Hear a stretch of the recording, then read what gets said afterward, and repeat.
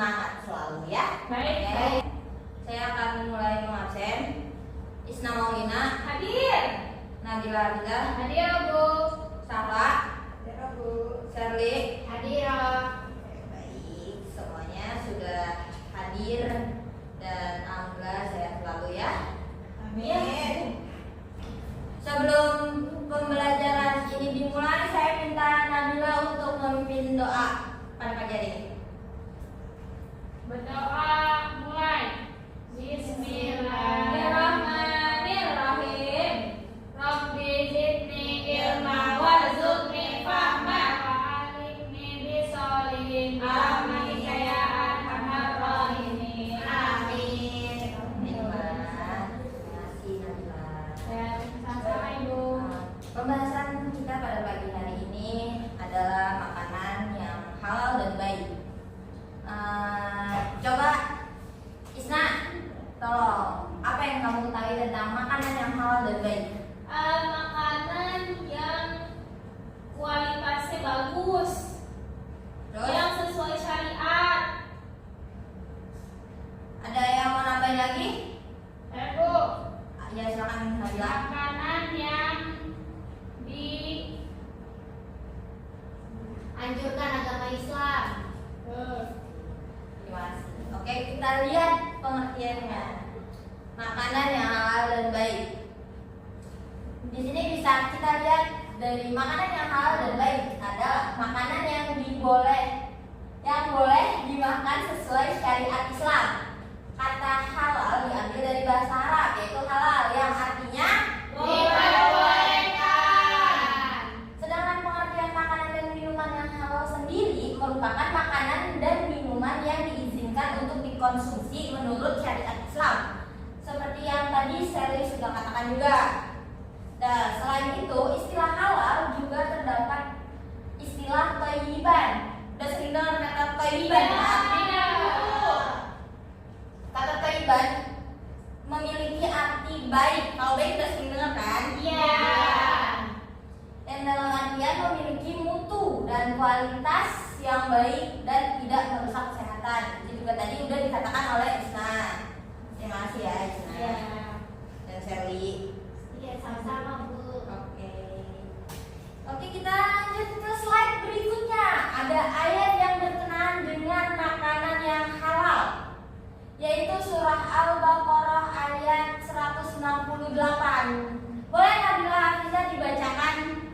Dibuka bukunya. Ya baik Bu. A'udzubillahi minasyaitonirrajim. Bismillahirrahmanirrahim.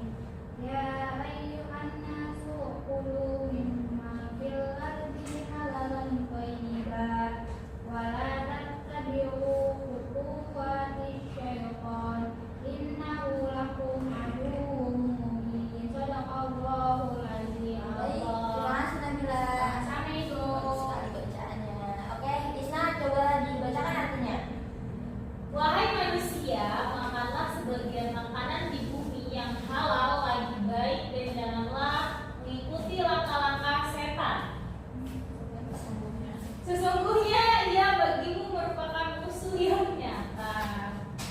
Oke, di dalam surah Al-Baqarah ayat 168 ini Allah Subhanahu wa taala menyuruh manusia untuk mengkonsumsi makanan dan minuman yang Halal bagi-bagi. makanan yang halal dan baik itu yang diperbolehkan oleh agama dari segi zatnya maupun hakikatnya. Oke, kita lanjut ke slide berikutnya. Ada kategori makanan yang halal. Coba Safa tolong disebutkan apa saja sih kategori makanan yang halal. Ada hal secara zat, hal secara memperolehnya. Ya. Yang ketiga itu ada hal cara pengolahannya. Yang keempat itu ada hal secara prosesnya. Yang kelima hal secara penyajiannya. Nabila, Sherly tolong. Makhluk. Oke. Kita jelaskan dari halal secara zatnya.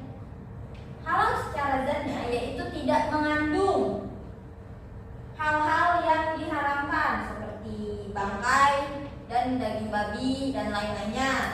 Sedangkan halal secara memperolehnya, yaitu yang diperoleh dengan cara yang baik, tidak dengan cara memakai apa? Bisa. Ada lagi? Memakai Sabu.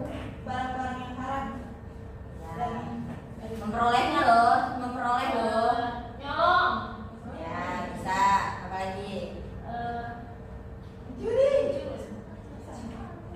Membohongi. Ya, itu Uang termasuk haram. ya dari slot ya. Uang Ya. curian ya Bu ya. Ya betul. Oke, didengarkan lagi ya.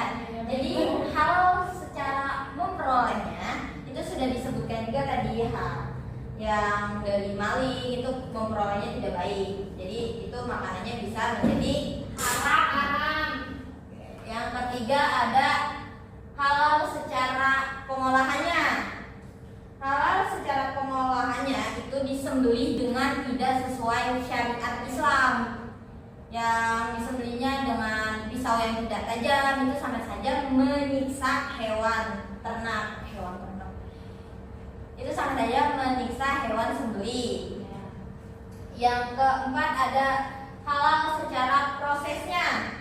Ada yang tahu halal secara prosesnya itu kayak gimana? Makannya. Pembuatan makannya. Coba satu-satu dan keroyokan. Hal secara prosesnya dimakan dengan baik. Proses Proses Apa yang dimaksud prosesnya tuh gimana, Bu? proses itu iya cara pembuatannya. Ya, tapi yang beda sama pengolahan Bu. Beda. Apa beda? Prosesnya dengan Bu. Geleng. Iya, Ya udah. mungkin hal secara prosesnya dengan menggunakan dengan bahan-bahan yang halal juga Bu, tidak dengan bahan-bahan yang tidak halal. Itu termasuk tidak sih Bu? Ya. Oke, itu. Jadi hal secara prosesnya itu makanan yang diproses dengan cara yang menyembelihnya kurang benar, itu juga termasuk ya. Terus ada yang kelima ada halal secara penyajian. Maksudnya apa tuh, Bu? Jadi halal secara penyajian itu tidak terdapat segala sesuatu yang dikategorikan ke dalam benda atau makanan yang najis menurut Al-Quran dan hadis.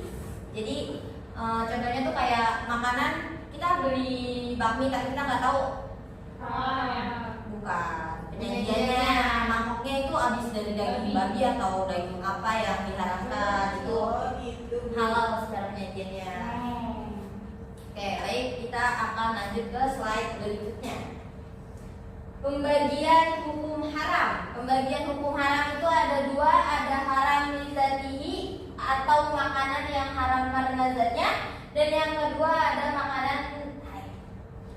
ada haram lighairihi, makanan yang diharamkan karena faktor eksternal. Ada yang tahu sebelumnya tentang dua pembagian hukum haram ini? Tidak. Oke. Haram lizatihi atau makanan yang haram karena zatnya itu merujuk pada makanan yang pada dasarnya telah diharamkan oleh Al-Quran dan hadis. Contohnya kayak daging babi, bangkai, binatang yang memiliki taring dan lain-lainnya. Ya, termasuk itu makanan yang sudah pada dasarnya sudah haram. Yang kedua adalah haram lighairihi atau makanan yang haram karena faktor eksternal. Apa sih yang dimaksud dengan Bahan-bahannya ya Bu. Pembuatannya, Bu ya. ya? Pisaunya dari pisau babi ya Bu. Nah, itu juga bisa. Makanan yang pada awalnya halal. Jadi makanan lighairihi itu adalah makanan yang pada awalnya tuh halal, tapi bisa haram karena ya tadi cara prosesnya salah. Campuran alkohol, bekas motong babi, ya itu termasuk pokoknya cara-caranya bisa haram. Jadi haram ya Bu. Ya. makanannya, Bu. Oh, gitu ya, Bu. Ya, Paham. oke.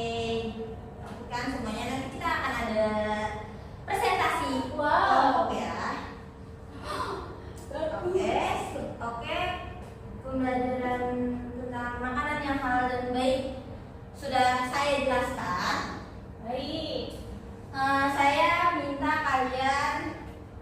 membuat kelompok kecil terserah, bebas kalian pilih kelompok masing-masing. Saya nggak masuk Bu. 3-3 ya. Nanti saya mau dari ketua kelompoknya untuk maju ke depan mengambil satu kertas untuk dipresentasikan. Oke, sekarang ketua kelompoknya boleh maju buat ambil. Jadi Bu.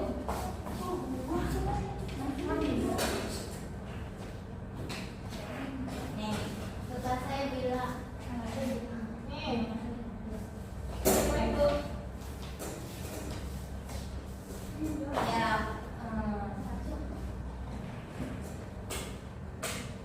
Yang dapat nomor 1 siapa? Serwi. Hari. Oke, Sherly dan kelompoknya tolong dijelaskan apa yang tadi saya sudah jelaskan. Maju ke depan. Ya. Gimana, Bu? Coba dipresentasikan tentang hal cara zatnya deh. Ya, jadi ya teman-teman, ada kategori makanan halal itu halal secara zat. Berarti secara zat itu halal secara komposisinya. Jadi kan makanan tuh punya komposisinya masing-masing kan. Nah, itu komposisinya harus halal kayak jelas gitu.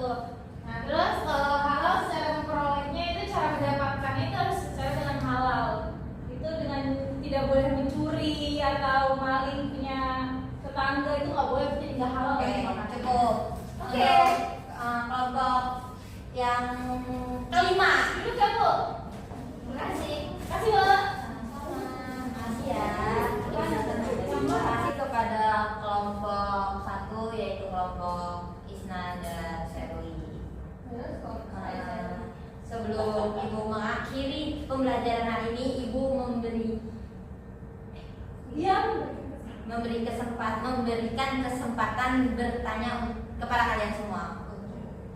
Apa ada yang ingin bertanya? Ibu, saya ingin bertanya Bu. Oh iya, silakan Nadira, apa pertanyaannya? Ya, saya ingin bertanya, bagaimana sih Bu hukumnya kalau kita makan yang halal tapi hasil curian itu halal? Itu boleh dimakan Bu? Terima kasih sudah bertanya. Ya, dimakan. Dari teman-teman yang lain ada yang mau jawab? Aku. Siapa yang mau jawab? Salah atau Isna? Nah, Silakan Nah, Isna. udah pertanyaannya. Kan tadi pertanyaan itu bagaimana hukumnya kalau makan yang halal tapi hasil curian. Nah, itu tanda siswa yang tidak mendengarkan Bu tadi Bu. Soalnya kan tadi Ibu sudah menjelaskan ya di kategori makanan yang halal kan ada yang namanya halal secara memperolehnya. Nah, itu kan berarti kalau berarti kalau namanya hasil curian berarti memperolehnya kan haram, otomatis makannya jadi haram dong Bu. Yes. Tapi Bu, Tambah hasil hasil dari yang pertanyaan saya tuh begini Bu. Bagaimana? Misalnya, sebenarnya bisa dibilang bukan curian sih Bu. Kayak misalnya pohon tetangga tuh berbuahnya di rumah kita, buahnya masuk ke rumah kita. Apakah itu halal bagi kita untuk mengambil atau memetiknya? Apakah itu juga bisa disebut mencuri untuk kita atau tidak Bu? Kalau misalnya ada pohon rambutan masuk ke dalam halaman rumah kalian, terus ada buahnya yang masuk ke dalam pagar rumah kalian, itu halal untuk dimakan karena itu udah jadi bagian milik kalian, udah tanah rumah kalian, jadi halal untuk dimakan dan itu tidak mencuri. Oke, ada lagi yang ingin bertanya? Saya Bu. Ya silakan Rosita. Bagaimana cara menghindari makanan dan minuman yang haram ketika bepergian? Bagaimana cara menghindari makanan dan minuman yang haram ketika bepergian?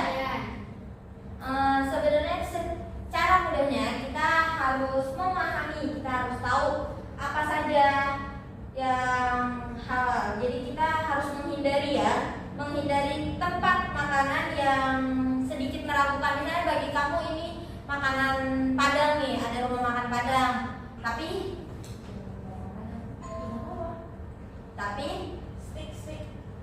ya misalnya ada Stick. misalnya ada restoran steak gitu, kayak kan kita nggak tahu itu daging apa, sedangkan kamu adanya di luar negeri dan nggak tahu tulisan itu artinya apa, itu kan kamu ragu, otomatis kamu ragu, maka dihindari saja. Terus juga bisa kenali kode makanan non halal, itu caranya. Oh, non halal dan halal. Di Di Google Google ada ada kodenya ya, Bu? Ya, kan ada kodenya tuh. Terus pastikan juga sertifikasinya, kan biasanya di minuman, di kemasan gitu ada sertifikasi halal. Nah, itu bisa dilihat dari situ juga. Atau kalau emang masih mau makan steak tadi, kalian juga bisa bertanya dengan sopan. Tetapi kalau kalian bisa bertanya. Terus pilih makanan yang vegetarian biar aman. Ada lagi pertanyaan? Ya, ada, Bu. Saya mau bertanya kepada Nabila. Nabila dari tadi lihat buku aja, bukunya ada apa sih? Coba sebutkan kategori makanan yang halal. Makanan yang halal. Ayam, Bu. Ikan. Belalang. Jangkrik. Nah, kalau yang haram kayak gimana tuh? Yang haram itu seperti babi, Bu. Ya. Anjing. Iya. Buaya. Kalau hewannya bertaring terus kukunya tajam itu boleh gak? Gak boleh, Bu. Kenapa nggak boleh? Kalau belalang termasuk hewan buas. Iya. Terima kasih. Iya, sama. Oke, dari sini semuanya anak-anak sayang sudah paham.